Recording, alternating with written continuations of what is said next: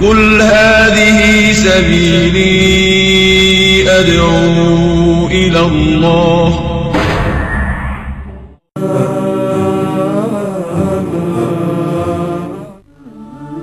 في يوم من الأيام التقيت بطبيب أمريكي مسلم بيقول أنا جاي من أمريكا إلى مصر، بيقول أنا جئت لأقول للمسلمين هنا حرام عليكم، حرام عليكم انتوا سايبيننا ليه؟ ده أنا ما أسلمت إلا صدفة، هذا تعبيره. قال أنا طبيب بروح المستشفى أعمل عمليات، وفي يوم من الأيام كنت عائدا من المستشفى وأنا مش قادر أفتح عيني ومش عارف أشوف قدامي. في كل يوم أرجع من هذا الطريق سنة، سنتين، 3 سنوات، 4 سنوات، ولم ألاحظ أبدا إلا وأنا تعبان مش قادر أفتح عيني. فنظرت يعني على مبنى من مباني الطريق الذي أمر منه في كل يوم وأنا بهذا التعب، فلفتت نظري لافتة لم أرها من قبل، مكتوب عليها الله واحد، الله ليس له مثيل، الله ليس له ولد. قرأتها ومضيت وذهبت إلى البيت، وعادة عندما أعود بهذا التعب ألقي نفسي فلا أشعر. يقول فذهبت ووضعت وألقيت نفسي على الفراش فلم أستطع أن أنام طوال الليل. الله أحد، الله ليس له ولد، الله ليس له مثيل.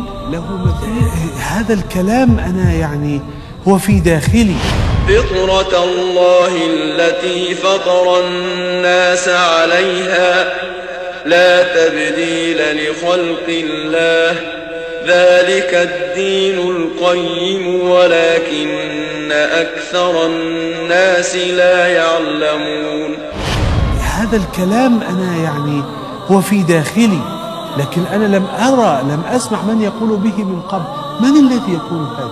قمت ولبست ملابسي وانطلقت بالسيارة وعدت إلى المبنى الذي شهدت عليه هذه اللافتة، وطرقت الباب ففتح لي رجل عجوز. نعم. يقول فسألت انتوا مين يعني مين؟ معلش اللي بره ده مين اللي بيقول الكلام اللي بره؟ الكلام المعلق ده من الذي يقول؟ قال له ايه اللي بره؟ فخرج ياه، كأنه قال هي اللافتة دي لسه موجودة. قال له ده يعني ده مسجد، وده الإسلام بيقول كده. إسلام ايه عندك كلام بيقول الكلام ده يعني موجود؟ قال له في مصحف بس تدفع ثمنه. طبعا هذا الآن الحمد لله مش موجود، مراكز إسلامية بفضل الله تعمل، إنما في هذا الوقت قال له عندي مصحف بس هات، عايز تاخد الهداية. شوف يا أخي والله كانت الأجيال تفرط والله، إنما أراد الله بنا خيرا.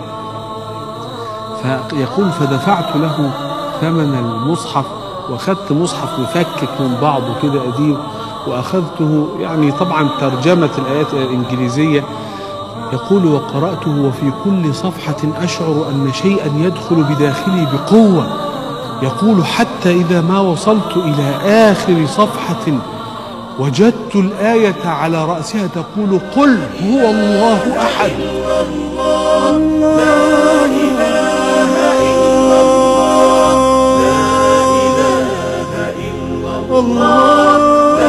الله الصمد لم يلد ولم يولد ولم يكن له كفوا، لم يكن له مثيل، لم يكن له مكافئ، لم يكن له ند، لم يكن له كفوا أحد. يقول فوجدت نفسي أصرخ بصوت عال الله أحد، الله الصمد لم يلد ولم يولد ولم يكن له كفوا أحد. ونزلت ونسيت حتى أن أقرأ السورتين الباقيتين اللي فاضلين، ونزلت بالسيارة وذهبت وطرقت الباب على الرجل وقلت له ماذا يفعل من يريد أن يؤمن بهذا الدين؟ ودخلت في الإسلام، ثم اشتريت تذكرة الطائرة وجئت إلى بلادكم أقول لكم حرام عليكم.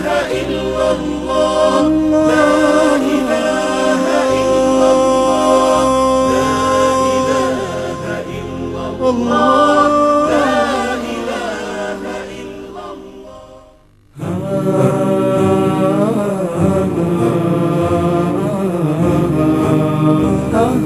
ha